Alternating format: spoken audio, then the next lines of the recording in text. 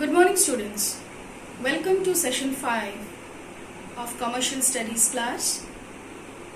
We'll continue with chapter 1. As you can see, last class we have discussed till business. What is business all about? What are its different features and so on. Next, we move on to profession. As you can see, a profession, an occupation which involves application of specialized knowledge and skills to earn a living. So here the keywords are specialized knowledge and skills and to earn a living. The person who practice these occupations, they are known as professionals.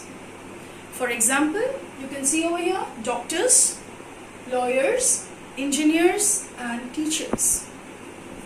So why it is specialized knowledge? Because they have to attain certain degree related to the different professions.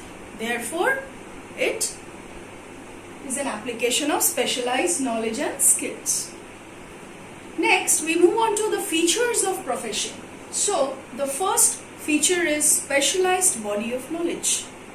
Like, for example, we say that to become a doctor, one should have an MBBS degree. To become a teacher, one should have a B.Ed degree. To become a lawyer, one should pass the law.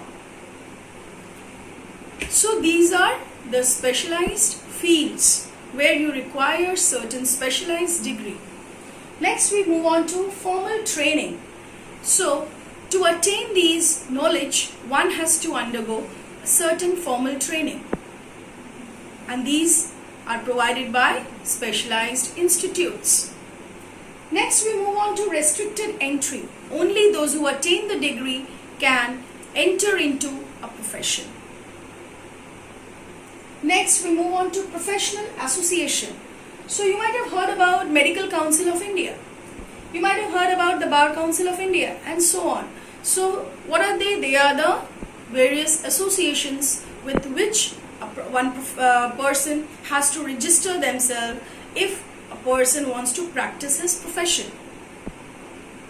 Next, we move on to code of conduct. Particular rules, guidelines are to be followed to practice certain professions. So, therefore, they are having a code of conduct. Next, service motive.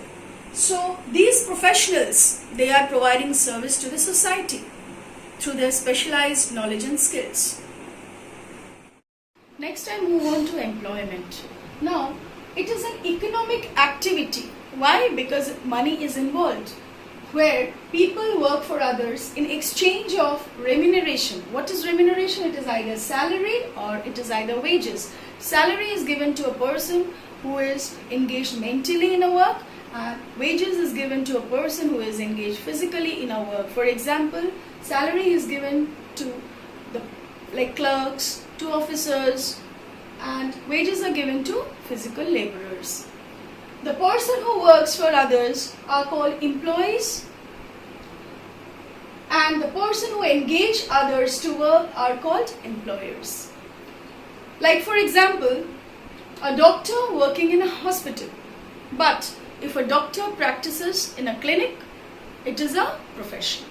But the same doctor, if he is appointed in a hospital, then it becomes an employment. So you need to understand the difference between profession and employment. Like a teacher practicing herself or himself, it is a profession. But the same teacher, when teaching in an educational institution, it becomes an employment.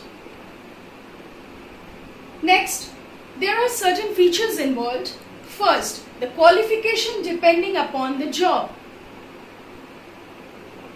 It varies according to the job requirement of the organization or an institution.